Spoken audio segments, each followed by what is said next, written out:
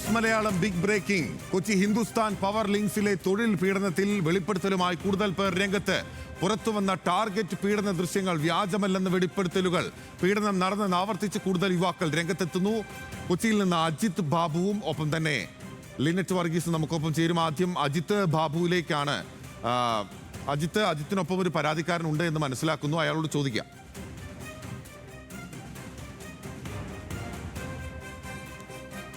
ബിനിൽ, തീർച്ചയായും നമുക്ക് ആ പരാതിക്കാരൻ പറയാനുള്ളത് കൃത്യമായി കേൾക്കാം. 3 വർഷം വിവിധ സ്ഥാപനങ്ങളിൽ, അതായത് ഈ സംഭവവുമായി ബന്ധപ്പെട്ട വിവിധ സ്ഥാപനങ്ങളിൽ 3 വർഷം ജോലി ചെയ്ത ഒരാളുടെ വെളിപ്പെടുത്തലാണ്. അത് എത്രമാത്രം ക്രൂരമായ പീഡനങ്ങളാണ് ഏറ്റതെന്നുള്ള അതിൻ്റെ വിശദാംശങ്ങൾ നമ്മളോട് ആൾ തന്നെ പറയും.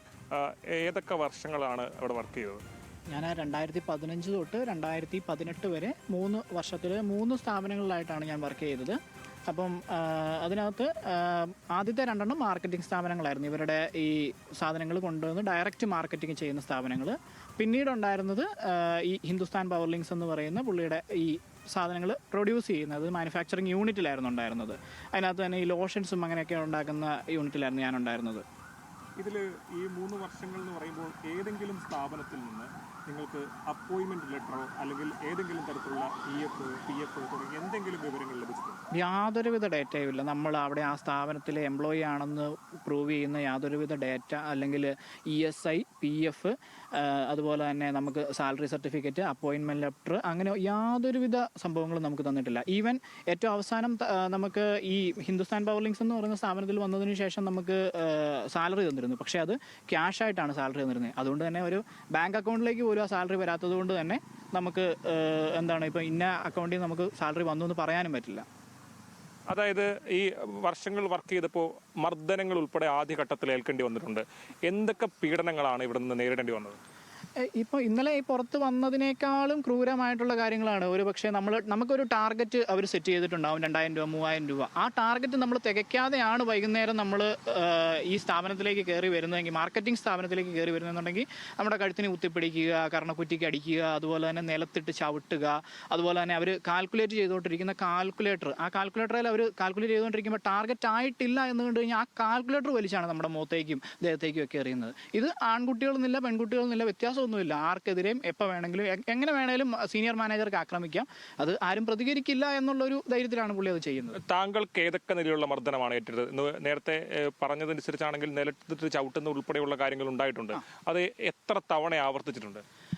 എന്നെ നിലത്തിട്ട് ചവിട്ടിയിട്ടില്ല. എനിക്കിട്ട് പലപ്പോഴും കിട്ടിയിട്ടുള്ളതെന്ന് പറഞ്ഞു കഴിഞ്ഞാൽ ടാർഗറ്റ് തേക്കാത്തതിൻ്റെ പേരിൽ എന്നെ കഴുത്തേൽ ഇങ്ങനെ കുത്തിപ്പിടിച്ചിട്ട് ഭിത്തിയിൽ ഇങ്ങനെ പിടിച്ച് കരണക്കുറ്റിക്ക് ഇങ്ങനെ അടിച്ചിട്ടുണ്ട്.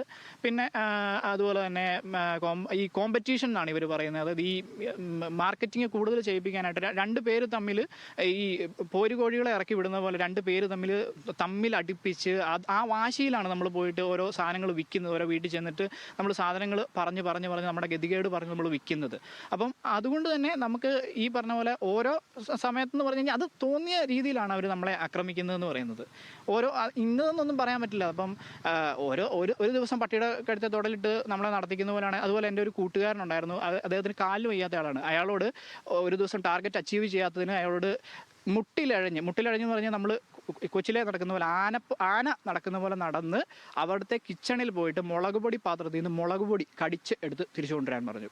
ഈ സ്ത്രീകൾക്കെതിരായിട്ടുള്ള അതിക്രമം അതും വലിയ രീതിയിൽ നടന്നിട്ടുണ്ടെന്നുള്ളതാണ് മനസ്സിലാക്കുന്നത്. സ്ത്രീകളെ മർദ്ദിക്കുന്ന ഉൾപ്പെടെയുള്ള സാഹചര്യങ്ങൾ കണ്ടിട്ടുണ്ടോ?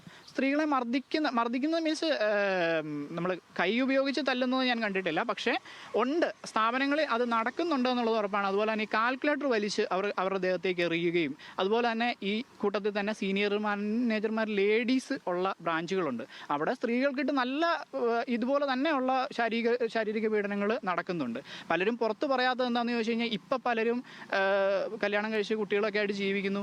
ഇനിയും അത് പുറത്തേക്ക് വന്ന് വീണ്ടും ആ നാണക്കേട് ഓർത്തിട്ടാണ് പലരും അത് മിണ്ടാത്തത്. ഇപ്പം ഞാൻ തന്നെ ഈ ക്യാമറയ്ക്ക് തിരിഞ്ഞു നിന്നത് പറയുന്നതിൻ്റെ കാര്യം എന്താണെന്ന് ചോദിച്ചു കഴിഞ്ഞാൽ ഈ ഒരു നാണക്കേട് ഇനി നാളെ വീണ്ടും നമ്മളെ സമൂഹം ഇത് കണ്ട് പിന്നെ നമ്മൾ നാണം കെടണ്ടല്ലോ എന്നോർത്തിട്ടാണ്. ഇങ്ങനെ ഒരു പറ്റിയവനാണ് അല്ലെങ്കിൽ ഇങ്ങനെ പോയി ചതിക്കപ്പെട്ടവനാണ് എന്ന് ഇനി സമൂഹം അതും കൂടെ കാണണ്ടല്ലോ എന്ന് ഓർത്തിട്ടാണ് നമ്മൾ പോലും ഇങ്ങനെ തിരിഞ്ഞു നിന്ന് പറയേണ്ടി വരുന്നത്. ഇതിലൊരു പ്രധാനപ്പെട്ട കാര്യമുള്ളത് പറഞ്ഞാൽ ഈ സ്ഥാപനങ്ങൾ തമ്മിൽ ഒരു പേപ്പർ ബന്ധം പോലും ഇല്ല എന്നുള്ളതാണ്. ഇതിൽ HPL-മായി ബന്ധപ്പെട്ട് നിരവധി പരാതിക്കാരടക്കമുള്ള ആളുകൾ അടിസ്ഥാനപരമായി എല്ലാ കാര്യങ്ങളും അവിടെ നിന്നാണ് കോർഡിനേറ്റ് ചെയ്യുന്നതെന്നുൾപ്പെടെയുള്ള കാര്യങ്ങൾ പറഞ്ഞിരുന്നു. അതങ്ങനെ തന്നെയാണോ? അതങ്ങനെ തന്നെയാണ്.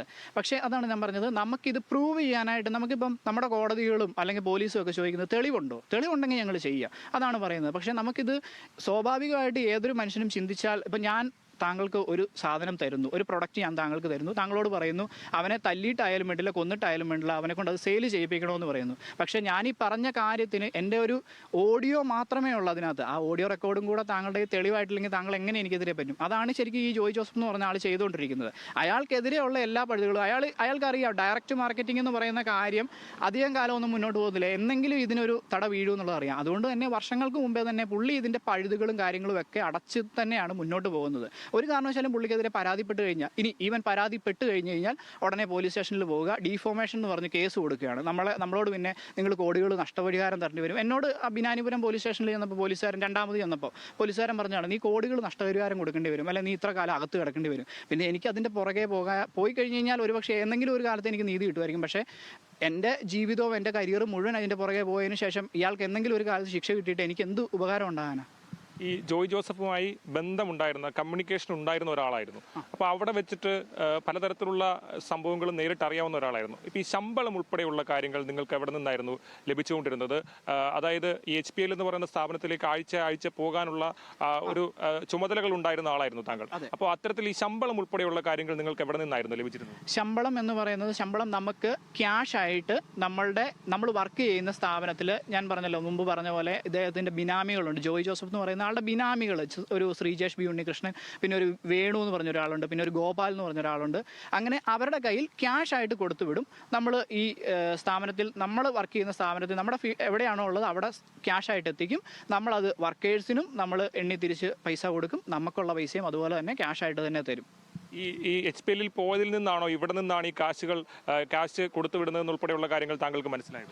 അതെ, കാരണം എന്താണെന്ന് വെച്ചാൽ സ്വാഭാവികമായിട്ടും നമ്മൾ എല്ലാ ആഴ്ചയും ഇതിൻ്റെ സ്റ്റോക്ക്, അതായത് ഓരോ ആഴ്ചത്തെയും സ്റ്റോക്കിൻ്റെ അപ്ഡേറ്റ്, അതുപോലെ തന്നെ ഓരോ ആഴ്ചയും സാലറി ചെയ്തതിൻ്റെ അപ്ഡേറ്റ്, ഇതെല്ലാം ഹിന്ദുസ്ഥാൻ പവർ ലിങ്ക്സിൻ്റെ ഓഫീസിലാണ് നമ്മൾ കൊണ്ട് കൊടുക്കുന്നത്. സ്വാഭാവികമായിട്ടും ഹിന്ദുസ്ഥാൻ പവർ ലിങ്ക്സിൽ നല്ല ഈ സാലറി തരുന്നെങ്കിൽ പിന്നെ എന്തിനാണ് നമ്മൾ ഇതിൻ്റെ എല്ലാം കൂടെ പ്രൂഫ് കൊണ്ടാണ് നമ്മൾ ഹിന്ദുസ്ഥാൻ പവർ ലിങ്ക്സിൽ കൊടുക്കുന്നത്? ഇത് ഈ സ്ഥലത്ത് ചെല്ലുന്ന അടക്കമുള്ള കാര്യങ്ങൾ അവിടെ വെച്ചിട്ട് താങ്കൾക്ക് പുതിയ ചുമതലകൾ ലഭിക്കുന്നുണ്ട്.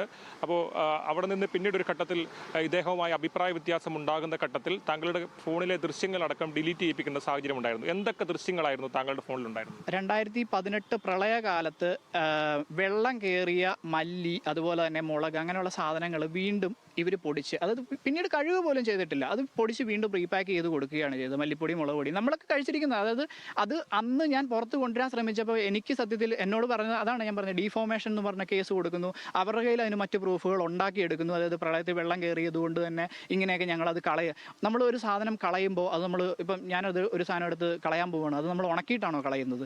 അല്ല. അപ്പം അവരത് എടുത്ത് ഉണക്കാനിടുന്നതിൻ്റെയും അതിനകത്തൂടെ എലി നടക്കുന്നതിൻ്റെയും, അതുപോലെ തന്നെ ഇവരുടെ മറ്റ് സ്ഥാപനത്തിൽ അച്ചാർ ഉണ്ടാക്കുന്ന സ്ഥാപനങ്ങൾ, അതുപോലെ കറി പൗഡർ ഉണ്ടാക്കുന്ന സ്ഥാപനങ്ങളിൽ അവിടെയൊക്കെ പലയിടത്തും വൃത്തിഹീനമായ സാഹചര്യങ്ങളിൽ ഈ ഫുഡ് ഐറ്റംസ് ഉണ്ടാക്കുന്നതിൻ്റെ വീഡിയോസ് എൻ്റെ കയ്യിൽ ഉണ്ടായിരുന്നു. അതാണ് ഒരു സാഹചര്യത്തിൽ ഞാൻ ഈ ജോയ് ജോസഫ് എന്ന് പറഞ്ഞ ആൾ എന്നെ ഒരുപാടിട്ട് ബുദ്ധിമുട്ട് കഴിഞ്ഞപ്പോൾ ഞാൻ അയാൾക്ക് തന്നെ ഈ വീഡിയോ ഞാൻ അയച്ചു കൊടുത്തിട്ട് ഞാൻ പറഞ്ഞു, ഞാനിത് സോഷ്യൽ മീഡിയയിൽ പോസ്റ്റ് ചെയ്യുമെന്ന് പറഞ്ഞു. അതിന് തൊട്ട് പിന്നാലെ അതിന് മുമ്പ് ഞാൻ ഒരുപാട് തവണ പുള്ളിയെ കോൺടാക്ട് ചെയ്തു, പുള്ളി ഫോൺ എടുത്തില്ല. പക്ഷേ ഈ വീഡിയോ അവിടെ ചെന്ന് അടുത്ത നിമിഷം എനിക്ക് പുള്ളിയുടെ കോൾ വന്നു. ആ ഓഡിയോയാണ് ഇപ്പം കേട്ടോണ്ടിരിക്കുന്നത്. എന്നെ ശപിക്കുന്നു, എൻ്റെ വീട്ടുകാരെ ശപിക്കുന്നു. അപ്പം അതാണിപ്പോൾ കേട്ടോണ്ടിരിക്കുന്നത് സംഭവങ്ങൾ. പക്ഷേ അത് ബിനാനിപുരം പോലീസ് സ്റ്റേഷനിൽ വെച്ചിട്ട് ഇന്ന പോലെ ഇങ്ങനെ നിനക്കെതിരെ ഇങ്ങനെ ചെയ്യും, അങ്ങനെ ചെയ്യും എന്ന് പറഞ്ഞ് ശരിക്കും പറഞ്ഞു കഴിഞ്ഞാൽ അന്ന് ആ പോലീസുകാരും അതുപോലെ തന്നെ അവിടെ നിന്ന് ഈ പറഞ്ഞ വേറെ രാഷ്ട്രീയക്കാരുണ്ടായിരുന്നു.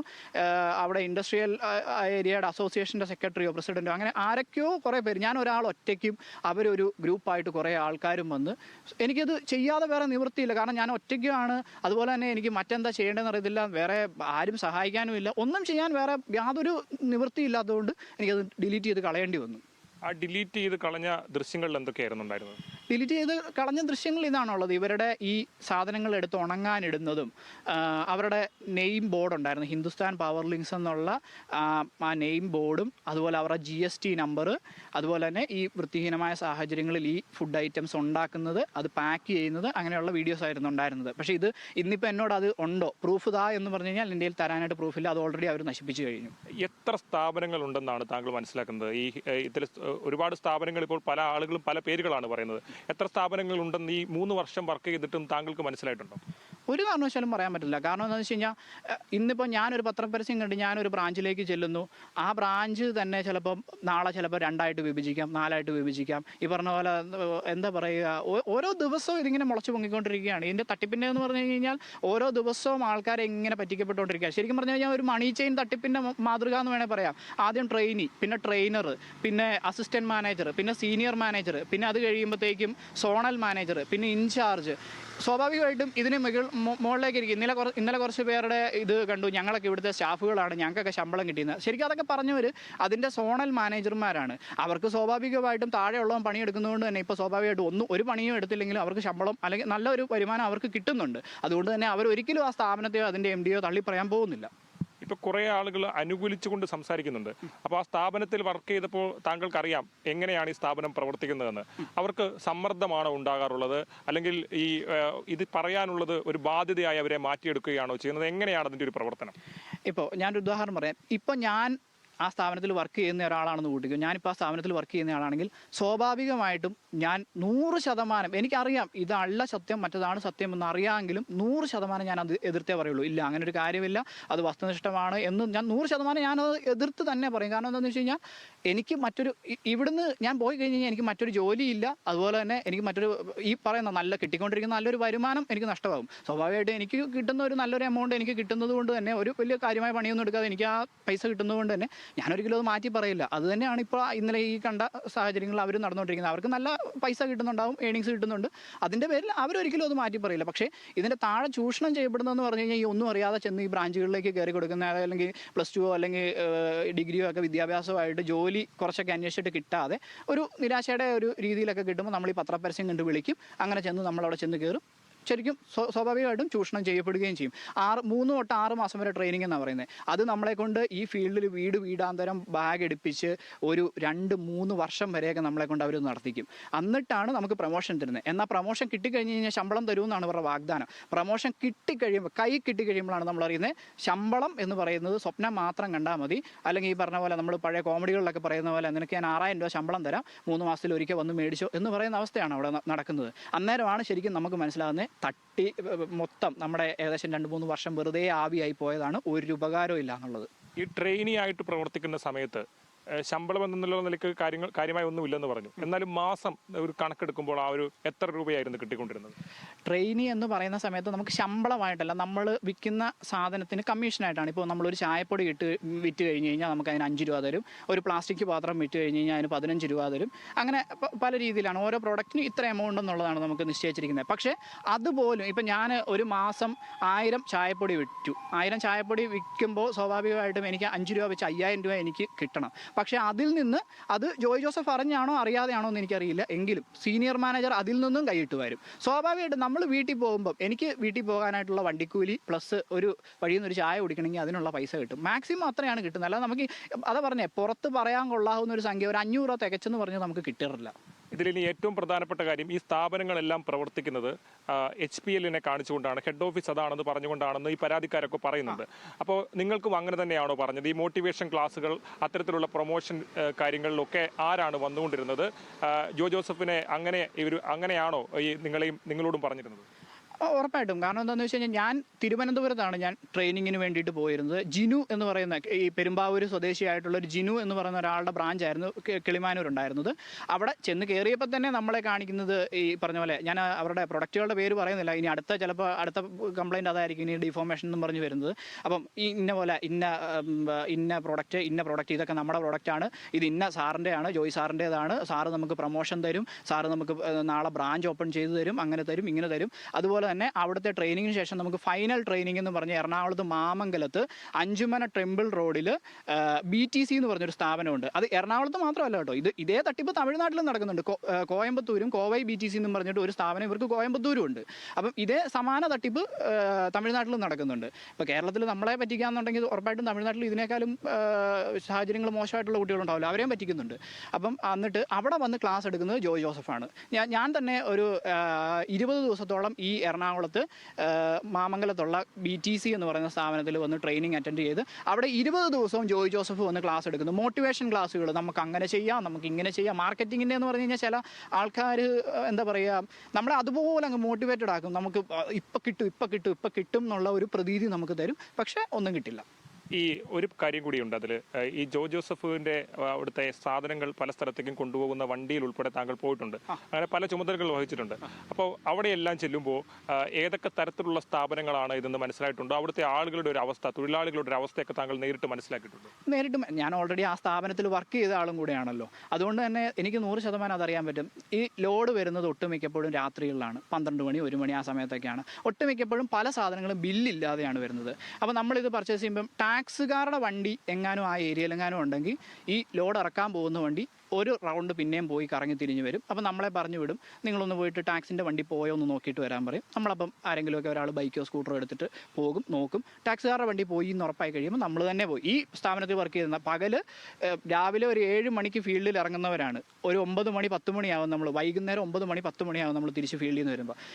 ഈ ഉറങ്ങുന്ന നമ്മളെ ഒരു 12 മണി 1 മണിയാകുമ്പോൾ വിളിച്ച് നമ്മൾ തന്നെ വേണം ഈ ലോഡ് മുഴുവൻ ഇറക്കാനായിട്ട്. അത് ചായപ്പൊടി ഉണ്ടാവും, അതുപോലെ തന്നെ പ്ലാസ്റ്റിക് പാത്രം ഉണ്ടാവും. ബിനിൽ, ഏതാണെങ്കിലും ഈ പറഞ്ഞ വാക്കുകൾ കേരള മനസാക്ഷിയെ ഞെട്ടിക്കുന്നതാണ്. ഇന്നലെ മുതൽ പലതരത്തിലുള്ള വീഡിയോകളടക്കം പുറത്തുവിടുന്നുണ്ട്. ഈ സ്ഥാപനത്തിൽ വർക്ക് ചെയ്യുന്നവരെ കൊണ്ട് ഇതിലുമായിട്ടൊരു യാതൊരു ബന്ധവുമില്ല എന്നൊക്കെ സൂചിപ്പിക്കാനുള്ള വീഡിയോകൾ ഉൾപ്പെടെ പുറത്തുവിടുന്നുണ്ട്. പക്ഷേ സത്യം മൂടിവെക്കാൻ കഴിയില്ല എന്നുള്ളതിൻ്റെ തെളിവുകളാണ് ഓരോ നിമിഷവും കൂടുതൽ ആളുകൾ പരാതികളുമായി രംഗത്തെത്തിക്കൊണ്ട് പറയുന്നത്. അവർ അനുഭവിച്ച പ്രശ്നങ്ങൾ, പേപ്പർ കമ്പനികളായി പല കമ്പനികൾ രൂപീകരിച്ചുകൊണ്ട് കേരളത്തിലാകെ നടന്നൊരു വലിയ തട്ടിപ്പിന്റെ തുടക്കം മാത്രമാണിതെന്നാണ് ഈ പുറത്തുവരുന്ന ചൂണ്ടിക്കാട്ടിയതുപോലെ തന്നെ വലിയൊരു തട്ടിപ്പാണ്. ആ തട്ടിപ്പിന് മറവിലൂടെ ആളുകളെ പീഡിപ്പിക്കുകയാണ്, ശാരീരികവും മാനസികവുമായി പീഡിപ്പിക്കുന്ന കാഴ്ചകളാണ്, പരസ്യമായ ദൃശ്യങ്ങളാണ് നമ്മൾ പുറത്തുവിട്ടത്. അജിത് ബാബുവാണ് ആ ഒരു ഇരയാക്കപ്പെട്ടിട്ടുള്ള ഒരു യുവാവിനോട് സംസാരിക്കുകയും ചെയ്തത്.